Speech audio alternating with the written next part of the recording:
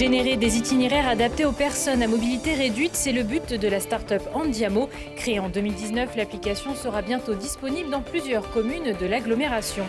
Rencontre avec Alexandre Mermin, alias Poupard. Le dessinateur grenoblois nous a accueillis dans son atelier à l'occasion de la sortie de la 19e tome des BD Les Rugbymen.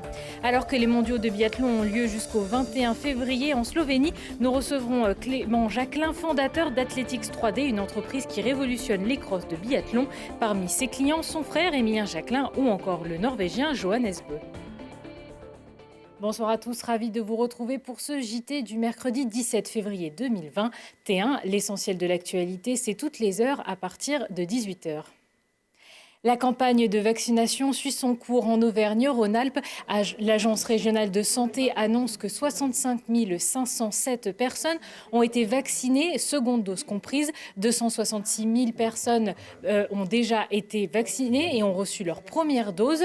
Dans un communiqué commun avec la préfecture, l'ARS indique que 140 000 premières injections de vaccins supplémentaires sont annoncées pour le mois de mars. Les centres de vaccination peuvent ainsi proposer de nouveaux créneaux de rendez-vous en ligne pour les premières injections. Aujourd'hui, c'était le lancement du projet Andiamo, un générateur d'itinéraires pour les personnes à mobilité réduite en ville. Il fonctionne comme Google Maps, mais prend en compte des données plus précises sur les chaussées ou les trottoirs pour faciliter les déplacements des personnes en fauteuil roulant. Notamment, Sébastien, Marco et Florian ont eu cette idée après l'accident de ski qu'a subi Marco en 2015 qui l'a rendu tétraplégique. En 2015, j'ai eu un accident de ski et je me suis retrouvé en fauteuil roulant. Quand j'étais à la clinique avec mes collègues, disons qu'ils avaient eu le même accident, on se demandait souvent comment faire pour aller à Lyon, comment faire pour aller au centre-ville. On a eu l'idée de créer un outil qui pouvait aider les gens à se déplacer dans la ville. L'outil, c'est un calculateur d'itinéraire multimodal, mais réellement adapté aux personnes à mobilité réduite.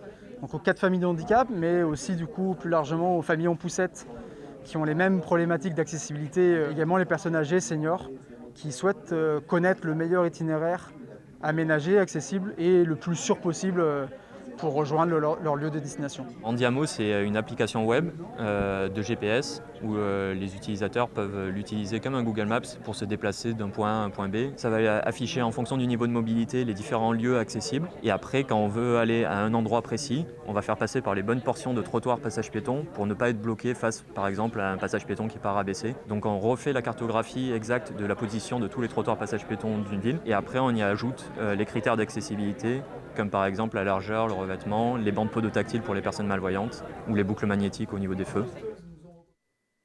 Et la métropole grenobloise sera la première à se doter d'un service de mobilité inclusif en France. La foire de printemps de la Beaucroissant n'aura pas lieu. La commune de Beaucroissant a dû se résoudre à annuler la 51e édition de sa foire de printemps qui aurait dû se tenir les 24 et 25 avril prochains. Depuis le début de la crise sanitaire, c'est déjà la 3e édition annulée après celle du printemps et de l'automne 2020. Un coup dur pour la commune dont un tiers de son chiffre d'affaires annuel est issu de la foire. La commune de Beaucroissant espère maintenant pouvoir maintenir la foire d'automne prévue les 10, 11 et 12 septembre prochains. S'il y a un secteur qui semble moins souffrir de la crise sanitaire, c'est celui de la BD. En 2020, les ventes ont progressé de 9%. En France, un livre sur 5 acheté est une BD. À Grenoble, le dessinateur Alexandre Mermin, alias Poupard, travaille depuis 2005 sur la BD Les Rugbymen, dont le dernier numéro vient de sortir. Lilian Veillet lui a dressé le portrait. Le nouvel album des Rugbymen vient de sortir et il cache une petite surprise, ou plutôt une surprise de taille. Chabal, c'est Caveman, c'est l'homme des cavernes, c'est l'image qu'il a, en tout cas même pour les non-rugbyman. Et donc on partait de l'image de l'homme des cavernes et il a trouvé une petite histoire à partir d'où vient son surnom. Après un album 100% féminin, le 19e tome, à partir de maintenant, on fait comme d'habitude, met à l'honneur un vrai rugbyman qui se mêle à la célèbre équipe de rugby amateur du Sud-Ouest, le PAC. On l'a nommé le Paillard Athletic Club, le PAC. On essaie toujours de faire un peu des jeux de mots qui connotent rugby. Poupard, ou Alexandre Mermin de son vrai nom, donne vie à toute une équipe à travers ses coups de crayon, entre l'Aquan, le première ligne bon mangeur, et l'anesthésiste, l'armoire à glace grand et intouchable, Poupard prend son pied. Le rugby, ça m'a toujours intéressé par rapport par rapport à l'univers qui est traité. C'est un véritable univers. Il y a des personnages qu'on peut travailler de plein de façons différentes. Le côté non négligeable, c'est que le rugby, c'est un milieu de bons vivants. Donc on est dans un univers jovial, agréable, et on baigne dedans en permanence. Donc pour moi, c'est du bonheur de dessiner. Depuis 2005, Poupart dessine tandis que Bertrand Esquèche et Caroline Roch, alias Becca, écrivent le scénario, base de travail pour Alexandre. Alors la première étape, je reçois les scénarios et donc ça se présente en planche gag, voilà, où il y a tous les textes avec le découpage. Le texte est très important, je pars du texte et à partir de là, je raccorde mes dessins. Plusieurs étapes de crayonnage s'ensuivent pour situer les personnages et les bulles et il ne reste alors que la partie la plus complexe, l'ancrage, où Poupart précise les décors avant d'envoyer les planches à la coloriste. Et le résultat, ça donne ceci. Le recueil est sorti début février, juste avant le tournoi des 6 nations. Ce travail demande du temps, il faut environ 9 mois à Poupart pour dessiner un album. Mais la recette fonctionne avec plus de 3 millions d'exemplaires vendus. Et le 20e tome est déjà en préparation. Et pour trouver l'inspiration, Poupart n'a parfois qu'à admirer la vue. Et la BD Les Rugbyman numéro 19 est disponible dans toutes les librairies. Petit mot de sport avec les Brûleurs de Loup. Après leur victoire face à Nice vendredi dernier, les Grenoblois s'offrent un deuxième succès, cette fois-ci face à Chamonix. Les BDL ont largement dominé le match, 6-1 pour les Grenoblois. Un match qui était aussi le 800e de Christophe Tartari avec le maillot des Brûleurs de Loup. Prochain match pour les Grenoblois vendredi face aux Rapaces de Gap. Les championnats du monde de biathlon ont lieu en ce moment et ce jusqu'à la fin de la semaine en Slovénie. Bonsoir Clément Jacquelin. Bonsoir. Alors, vous êtes biathlète, ingénieur et vous êtes aussi à la tête de l'entreprise athlétique 3D. Est-ce que j'imagine que pour vous, ces championnats du monde, c'est un gros temps fort ? Ces championnats du monde, c'est un grand temps fort, oui. Déjà, avant tout pour les athlètes, ça c'est leur grand temps fort de la saison. Et après, pour nous, c'est le gros temps fort gestion média, on va dire. Surtout que cette année, ça a été assez intense. Donc, ça a été... en tout cas, c'est toujours une grosse période. Alors forcément, on va parler de la performance de votre frère, Émilien Jacquelin, qui est devenu double champion du monde de poursuite dimanche dernier au terme d'une course qui en a bluffé plus d'un. Il réalise le deuxième tir le plus rapide de l'histoire avec 20 cibles atteintes en 1 minute et 24 secondes.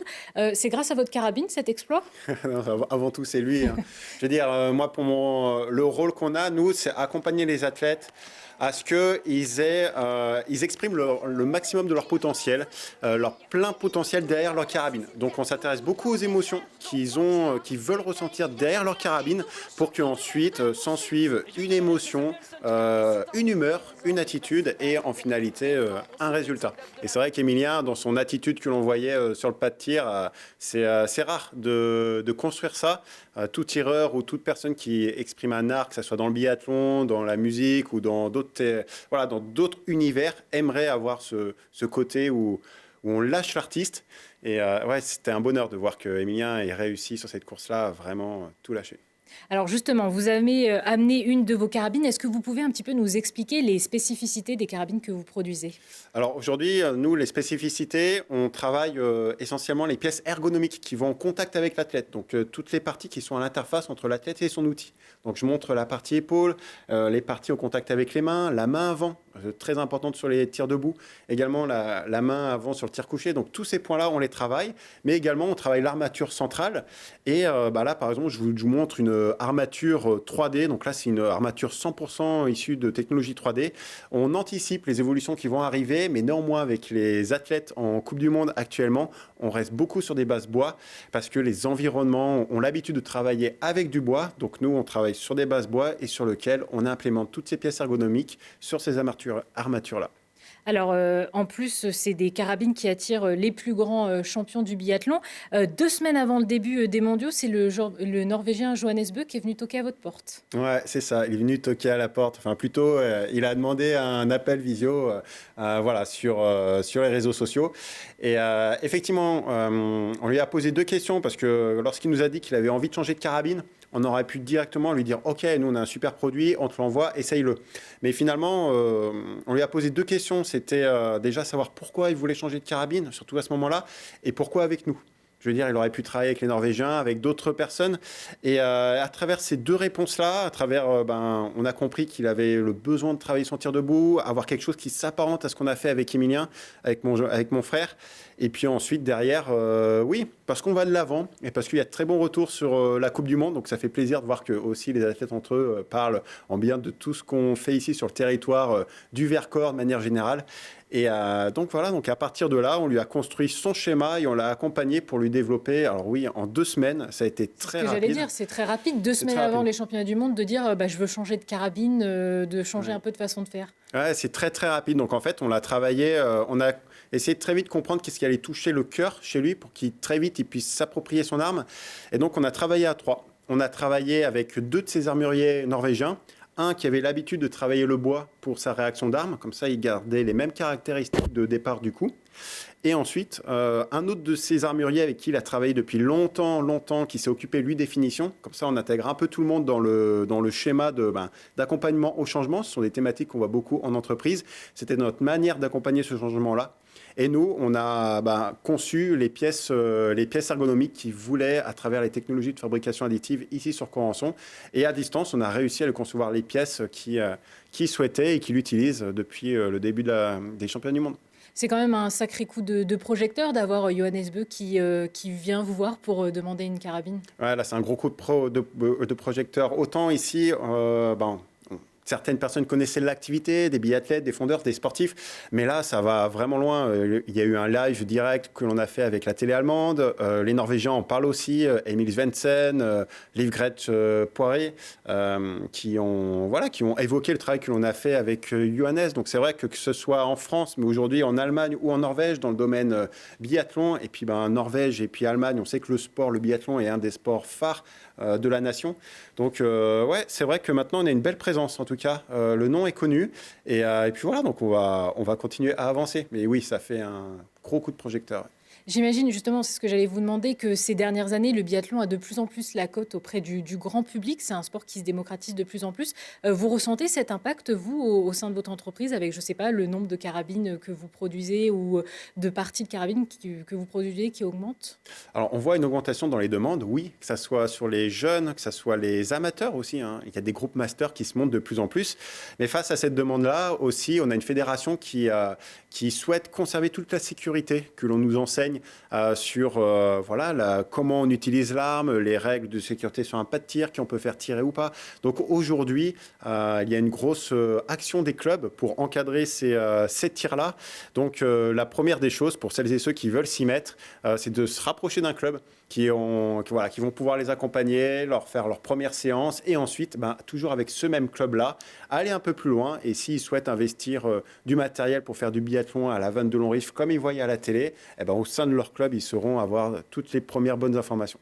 Eh bien, merci beaucoup Clément Jacquelin. Merci également. C'est la fin de ce JT. Merci à tous de nous avoir suivis. Prochain rendez-vous avec l'actu dans 1 heure et en replay sur télégrenoble.net.